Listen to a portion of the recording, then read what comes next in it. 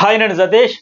Nikhil versus Kavyasri వీళ్ళిద్దరికి సంబంధించి వాళ్ళ ఎమోషన్స్ ఏవైతే ఇలాంటి పెద్ద ప్లాట్ఫామ్స్ అక్కడ ఆవిడ ఇన్స్టాగ్రామ్లో ఇక్కడ ఈయన బిగ్ బాస్ హౌస్లో రియాక్ట్ అవ్వడం వల్ల వాళ్ళ ఎమోషన్స్ ఏవైతే బయట పెట్టడం వల్ల చాలా మంది రియాక్ట్ అవుతూ ఉన్నారు. సరే, ఇంకా వాళ్ళ పర్సనల్ లైఫ్ అనే దాన్ని కూడా తెచ్చి ఇక్కడ పెద్ద ప్లాట్ఫామ్స్, పబ్లిక్ ప్లాట్ఫామ్స్ మెయిన్ వీటి వల్ల రియాక్ట్ అవ్వడం వల్ల దాని మీద ఏంటి మీరు స్పందించండి. నిన్న కూడా ఆయన ఎమోషన్ అయ్యాడు, ఎపిసోడ్లో మాట్లాడడం, ఆ ఎపిసోడ్ రివ్యూలో చెప్పుకున్నాం. తర్వాత ఒక ఎపిసోడ్ అయిపోయిన వెంటనే ఒక ఆవిడ ఇన్స్టాలో ఒక పోస్ట్ పెట్టారు, అట్లాగే లేటెస్ట్గా మరొక పోస్ట్ కూడా పెట్టారు. ఈ పోస్ట్లో ఏం పెట్టారు, అసలు ఓవరాల్గా సినారియో మొత్తం ఏం జరుగుతుంది, ఎందుకంటే సోషల్ మీడియాలో రకరకాల రియాక్షన్స్ అన్నీ వస్తూ ఉన్నాయి కనుక దీనికోసం నా అనలైజ్ చేస్తా. చివరి వరకు చూసాక అప్పుడు మీ ఒపీనియన్ కూడా షేర్ చేయండి. అట్లాగే మరి మీ దృష్టిలో టాప్ 5 ఎవరు అనుకుంటున్నారు కూడా మెసేజ్ చేయండి. వీడియో చూసే ముందు లైక్ చేయండి.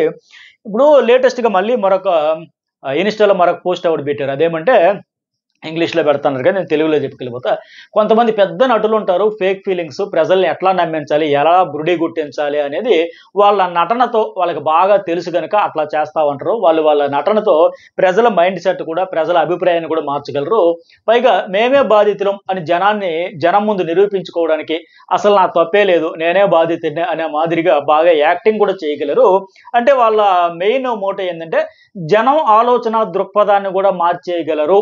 వాళ్ళ ఫేక్ చార్మో, ఇన్నోసెన్స్ పెర్ఫార్మెన్స్ తో జనాన్ని బోల్తా కొట్టించగలరు, నమ్మించగలరు. సో ఈ లవ్ బ్రేకప్ లో కూడా నేనే బాధితుడిని అని చెప్పుకోవడానికి ఇలా చాలా చాలా చేస్తారు అని అర్థం వచ్చేలాగా ఆవిడైతే మళ్ళీ లేటెస్ట్ గా మరొక పోస్ట్ అయితే పెట్టారు.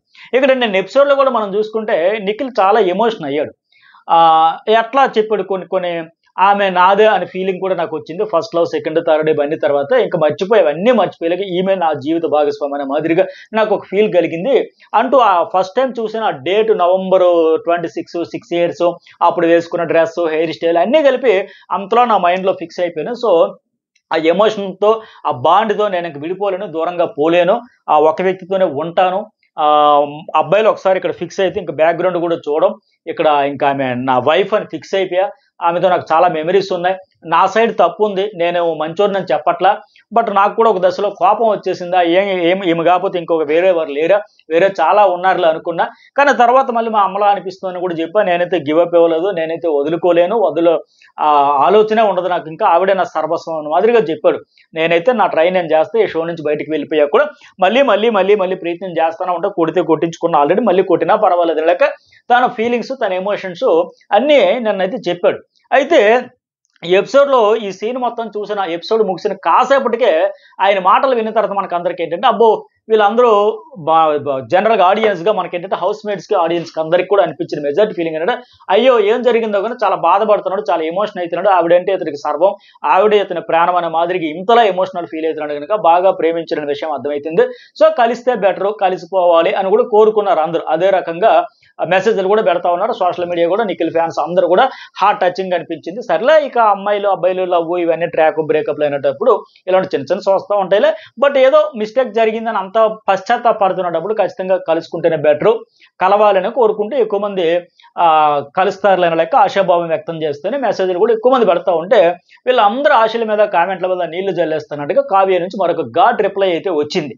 అది ఎంత స్పీడ్గా, ఎంత దీనిగా వచ్చిందంట రిప్లై కూడా, ఖచ్చితంగా అసలు ఏమాత్రం ఎక్స్పెక్ట్ చేయని రేంజ్లో వచ్చింది. ఒక ఇన్స్టా స్టోరీలో ఒక కొటేషన్ కూడా పోస్ట్ చేసింది. అది కూడా ఎవరిది, వరల్డ్ ఫేమస్ ప్రముఖ రైటరు అలాగే తత్వవేత్త, సైకాలజిస్టు సోనియా పార్కర్ రాసిన ఫేమస్ కొటేషన్. అందులో కూడా ఏం చెప్పిందంటే, వారి మాస్కులను చూసి మోసపోకండి, నకిలీ వ్యక్తులు చివరికి వారి రంగులు అయితే చూపిస్తారు, వారి ముసుగులను తొలగితే వాళ్ళ ఒరిజినల్ కలర్స్ అయితే బయటపడతాయి, వాళ్ళ ముసుగు పూర్తిగా తొలగిపోయే వరకు వెయిట్ చేయండి, వెయిట్ అండ్ సీ అన్న మాదిరిగా ఇది కూడా ఇంగ్లీష్లో పెడితే నేను తెలుగు ట్రాన్స్లేషన్ చేసి చెప్పేస్తా ఉన్నా. సో ఈ పోస్ట్ ఆ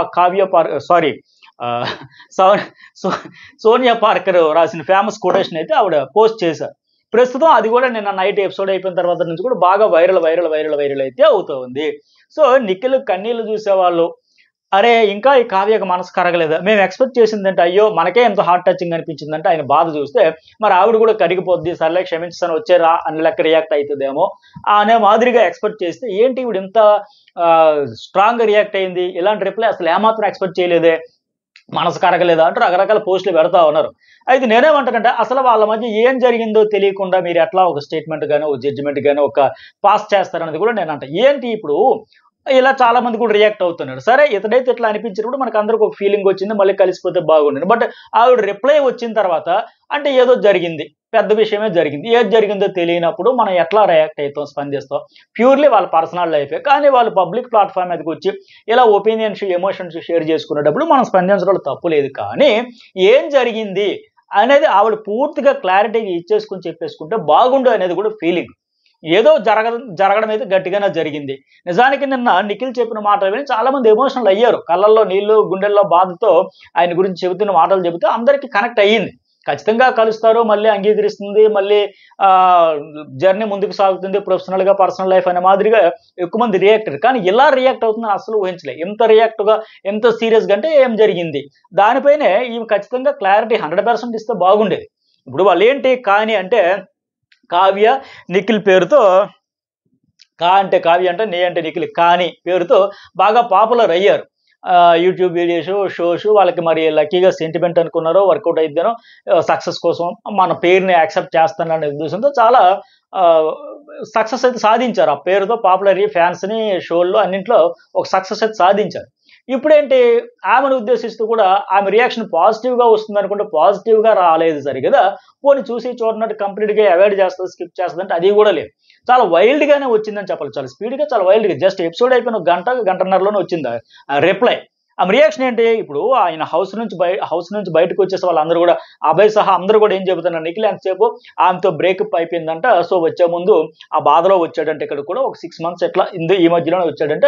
సో, ఇప్పుడు ఎవరో దారిలో వాళ్ళు వెళ్తన్నారు అనే మాదిరిగా అనిపిస్తే, నిన్న ఇండైరెక్ట్‌గా కొంత చెప్పాడాయన. మిస్టేక్ ఏం జరిగిందని ఆయన మాటలు అబ్జర్వేషన్ చేస్తే, ఏదో కొంచెం ఫ్యామిలీ అందరూ ఇన్వాల్వ్ అవ్వడంతో ఇండైరెక్ట్‌గా చెప్పాడు. పూర్తిగా చెప్పలా. అందరూ ఫ్యామిలీ అందరూ ఇన్వాల్వ్ అయ్యేసరికి నాకు సెలెక్ట్ చేయడం కష్టమైపోయింది. అప్పుడు సైలెంట్‌గా ఉన్నా. తనకు కొంచెం స్పేస్ ఇచ్చా అంతే అని చెప్పాడు. అంటే మీరు క్లియర్‌గా గమనిస్తే సైకలాజికల్‌గా ఈయన చెప్పిన దాని ప్రకారం ఈయన ఫ్యామిలీ ఇన్వాల్వ్ వల్ల సెలెక్ట్ చేయడం కష్టమైపోయింది. అందుకే సైలెంట్ అయిపోయాననే అర్థం అయితే వస్తుంది. అంటే ఆ అమ్మాయికి కూడా కొంచెం స్పేస్ ఇచ్చాను. అంతే కంప్లీట్‌గా దూరం అయితే చేసుకోలేను అని చెబుతున్నాడు. అంటే ఈయన చెప్పిన దాని ప్రకారం ఆమె పెట్టిన కొటేషన్ ప్రకారం ఇవన్నీ చూసుకుంటే ఇతని వైపు నుంచి కొద్దిగా తప్పు ఉంది అనే మాదిరిగా అనిపిస్తుంది. వాళ్ళ మాస్కులను చూసి మోసపోకండి. నకిలీ వ్యక్తులు చివరికి వాళ్ళ రంగులన్నీ బయట పెట్టేస్తారు. అవి బయటపడతాయి. కాకపోతే ఆ ముసుగు తొలగేంత వరకు, పూర్తిగా తొలగేంత వరకు వెయిట్ చేయండి అని ఆవిడ పెడతా ఉంది మాస్క్ కొటేషన్ అయితే ఆవిడ షేర్ చేసింది. బట్ నిఖిల్ ఏంటి ఇప్పుడు సిట్యుయేషన్ ఎట్లా ఉందంటే, ఇప్పుడు ఇతను హౌస్‌లో ఉన్నాడు. హౌస్‌లో ఉంటే ఏమంటున్నాడు? నాది తప్పే జరిగింది. నేను కూడా చెప్పలేకపోతున్నాను కదా! ఒక 6 ఇయర్స్ వరకి రిలేషన్స్‌లో ఉండి సడెన్‌గా ఏంటి ఈ అమ్మాయి ఇంత బెట్ చేస్తుంది లెక్క, వేరే అమ్మాయి లేరే ఈ అమ్మాయే ఉందా లెక్క నాది కూడా తప్పుంది అని కూడా చెప్పినాడు. అయితే వీళ్ళు సూపర్ సక్సెస్ అయ్యారు. ఆ కాని పేరుతో సోషల్ మీడియా అకౌంట్స్ పాపులర్‌గా ఫేమస్. మళ్ళీ ఇక్కడ నేను చెప్పేటప్పుడు కూడా ఐ సైట్ గురించి కూడా చెప్పాడు. అయితే అక్కడ కూడా ఆమె గురించి నాకు అంతా తెలుసు అని ఏదో బాగా చెప్పాలనుకునే ఉద్దేశంతో ఆ సెన్స్‌లోనే చెప్పాడు తప్ప, ఆవిడకేదో అది లోపం ఉందన్న మాదిరిగా ఏదో బ్యాడ్ వేలో చెప్పాలని కాదు. అది కూడా అవసరమా అని కొంతమంది అంటున్నారు కానీ, కాకపోతే ఆ ప్రేమని వేరే లెవెల్‌లో ఏదో నాకు ఆవిడ గురించి అంతా తెలుసు, ఆవిడ బాగా అర్థం చేసుకున్నాను అనే మాదిరిగా చెప్పాలనే ఉద్దేశంతో దాని గురించి కూడా చెప్పాడు. అయితే మళ్ళీ ఇంకేమంటాడు, మా అమ్మ తర్వాత అమ్మ ఈ జన్మంతా సరిపోనంత ప్రేమ. ఎప్పటికీ ఆమెతో నా సర్వస్వం, తనే నా భార్య అంటూ కూడా చెప్పాడు కదా! అయితే ఓవరాల్‌గా ఇప్పుడు ఈయన ఎలా స్పందిస్తావు అన్నాడు. కంప్లీట్‌గా ఆవిడ పట్ల ఇంకా ప్రేమ ఉంది, ఆ ఎఫెక్షన్ ఉంది. ఆవిడే నాకు కావాలి అనేసి. బట్ ఆవిడ నుంచి రియాక్షన్స్ అయితే చెప్పా కదా! 2 కొటేషన్స్ కూడా షేర్ చేసేటప్పుడు ఆ మాదిరిగా రియాక్షన్ వస్తుంది. సో, నేనేమంటానంటే ఈ ఇద్దరు కూర్చొని మాట్లాడుకుంటే ఇష్యూస్ అన్నీ క్లియర్. No doubt. అది హౌస్ నుంచి బయటికి వెళ్ళాక ఇతడైనా ఇక్కడికి టాపిక్స్ ఇంకా ఆపేసి, హౌస్ నుంచి బయటికి వచ్చిన వెంటనే వెళ్తానన్నాడు కదా! వెళ్ళి వాళ్ళిద్దరూ కూర్చొని మాట్లాడుకుంటే క్లియర్. కానీ ఎప్పుడైతే ఫ్యామిలీ సెంటర్ అవ్వడం వల్ల ఆయన చెప్పిన దాని ప్రకారం అర్థమైతుంది. ఫ్యామిలీస్ వచ్చేటప్పుడు అని చెప్పేసి. సో, ఫ్యామిలీ సెంటర్ అవ్వడం వల్ల చింకి చేటం తండ్రి పెద్దదైపోద్ది ఇష్యూ. అది వీళ్ళిద్దరిదే కాదు ఎవరిదైనా సరే. ఎందుకంటే వాళ్ళిద్దరు పిల్లలు కాదు. మైనర్స్ కాదు, మేజర్స్. సో, వాళ్ళిద్దరికి ఒక అండర్‌స్టాండింగ్ వచ్చింది. ఒక వైబ్ సెట్ అయింది. ఒక లవ్వో, ఒక జర్నీయో కొంత సో అండ్ సో కలిసి ఉండడం, చేయడం ఇవన్నీ చేశారు. హోమ్ టూర్‌లు ఇవన్నీ చేశారు. సోషల్ మీడియాలో, యూట్యూబ్‌లో వీడియోస్ అన్నీ. సో, వాళ్ళ మధ్యకి ఇంకా థర్డ్ పర్సన్ ఆ ఫ్యామిలీస్‌కి ఎంటర్ అవ్వడం వల్ల పెద్దదయింది. ఇప్పుడు కంట్రోల్ అనేది ఫ్యామిలీస్ వరకు వెళ్ళిన తర్వాత వీళ్ళ చేతుల్లో లేదు. ఉండదు కూడా. ఇప్పుడు ఆయన ఏమన్నాడు? నేను సైలెన్స్‌గా ఉండిపోయాను. ఆ సైలెన్స్ వైలెన్స్ అయిపోతుంది. ఖచ్చితంగా తీసుకోవాల్సిన దగ్గర స్టాండ్ తీసుకోవాలి, చెప్పాల్సిన దగ్గర ఒపీనియన్ చెప్పాలి, డేరింగ్గా డాషింగ్గా ఓపెన్ అవ్వాలి. అవ్వకపోవడం వల్ల అప్పుడు సైలెన్స్ ఉండిపోవడం వల్ల తర్వాత అది వైలెన్స్ అయ్యి ఇప్పుడు మళ్ళీ ఇంతలా బాధపడాల్సి ఎమోషన్ అవ్వాల్సి వస్తూ ఉంది. సో ఇంకొకటి ఏంటి, ఇక్కడ హౌస్లో నిఖిల్ ఒంటరిగా ఉండడం వల్ల ఆ ఒంటరితనం వల్ల ఎమోషనల్ బరస్ట్ అయ్యి చెబుతా ఉన్నాడు. బయట ఇతరు కూడా ఉంటే ఇప్పుడు ప్రస్తుతానికి ఇలా రియాక్షన్ ఎంత ఎమోషన్ ఉండదు. ఎందుకు, బయట ఫ్రెండ్స్ ఉంటారు, ఫ్యామిలీ ఉంటారు, ప్రొఫెషనల్ బిజీ ఉంటుంది. అన్నింటి వల్ల ఆ రిలేషన్ ఆ ఎమోషన్ గురించి బయటపడనంత బిజీ షెడ్యూల్ వల్ల అంతగా గుర్తుకు రాకపోవచ్చు. డీవియేషన్స్ ఎక్కువగా ఉంటారు. ఫ్రెండ్స్ ఫోన్ చేస్తారు, ఆ షూటింగ్ ఉందంటారు, లేకపోతే ఈ షాపింగ్ అంటారు, రకరకాల ఫ్యామిలీ ఇవన్నీ రకరకాల పంచాయతీలు ఉంటాయి కనుక ఆ డీవియేషన్స్ ఎక్కువగా ఉంటే ఎక్కువగా ఎంతసేపు ఈ అమ్మాయి గురించి ఆలోచించే సిచ్యువేషన్ కూడా ఉండదు. కానీ హౌస్లో ఉండేటప్పుడు ఏంటి, అలాంటి డీవియేషన్స్ ఏవి ఉండవు కనుక అయితే టాస్క్లు ఆడడం లేదంటే ఆలోచించుకోవడం, ఆ సందర్భంలో ఎక్కువ టైం ఉంటుంది కనుక టైం పాస్ కూడా అవ్వదు కనుక ఆ పాతవన్నీ గుర్తు చేసుకుంటూ ఏడుస్తూ ఉన్నాడు, ఎమోషనల్గా డ్రిల్ అయిపోతూ ఉన్నాడు. ఇప్పుడు ఆవిడకి ఏంటి, బయట ఉండడం వల్ల ఫ్యామిలీ ఫ్రెండ్స్ ప్రొఫెషనల్ బిజీగా నిన్న మొన్న ఏదో షోలో టీవీ షోలో కూడా ఫుల్ జోస్తో ఫుల్ హ్యాపీగా సందడి చేస్తూ ఆవిడ బిజీ షెడ్యూల్ ఉంది. ఆవిడకి డీవియేషన్స్ చాలా ఉన్నాయి. ఇప్పుడు సీరియల్స్ వర్క్ చేయడమో లేకపోతే ఇంకా ఈ టీవీ షోలో చేయడమో లేకపోతే ఫ్యామిలీ ఫ్రెండ్స్ సో అన్నీ ఉన్నాయి.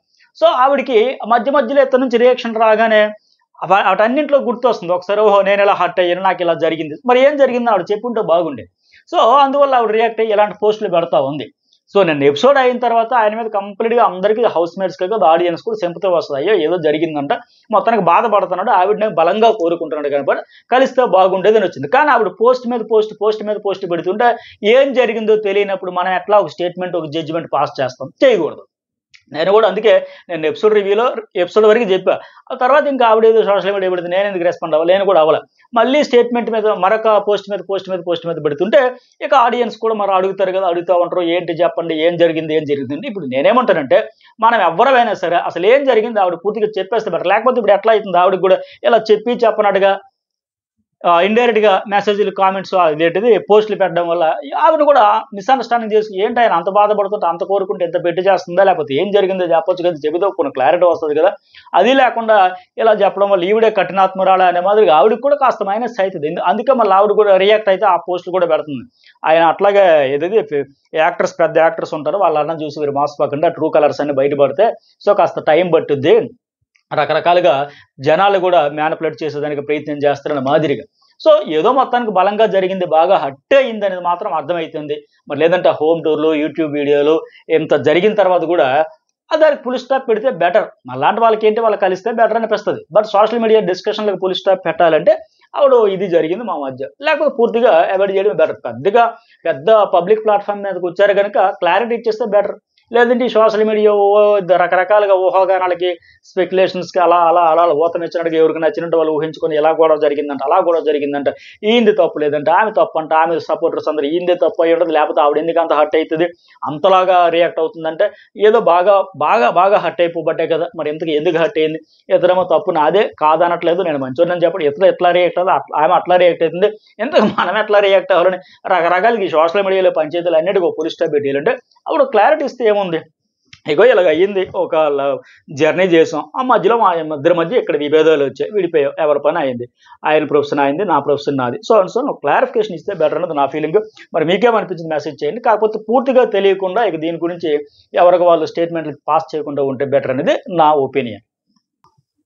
అలాగే 12వ వార నామినేషన్లకు సంబంధించి ఎలా ఉండబోతని ఎప్పటికీ ఒక వీడియో అప్లోడ్ చేశాను కదా, నాకు చాలా అప్డేట్స్ కూడా వచ్చేసాయి. అసలు షాకింగ్ నామినేషన్స్, ఒక్కొక్క కంటెస్టెంట్ వచ్చి అసలు మన ఊహ కూడా అందని రేంజ్లో జరుగుతాయని తెలిసింది. నెక్స్ట్ మరొక వీడియో అప్లోడ్ చేస్తే చాలా ఇంట్రెస్ట్గా ఉంటుంది, మిస్ కాకండి. అలాగే ఇంతకు ముందు ఒక వీడియో నేను పబ్లిష్ చేసి నామినేషన్స్ కంటే ముందు కన్నడ వర్సెస్ తెలుగు ఎందుకు వచ్చింది, ఎలా వచ్చింది, ఎక్కడ వచ్చింది, అసలు తెలుగు పీపుల్ తప్ప కన్నడ ఏం జరుగుతుంది అనేది ఓవరాల్ అనలైజ్ చాలా ఇంట్రెస్ట్గా ఉంటుంది, మిస్ కాకుండా చూడండి. వీడియో కూడా లైక్ అయితే చేయండి. Thank you.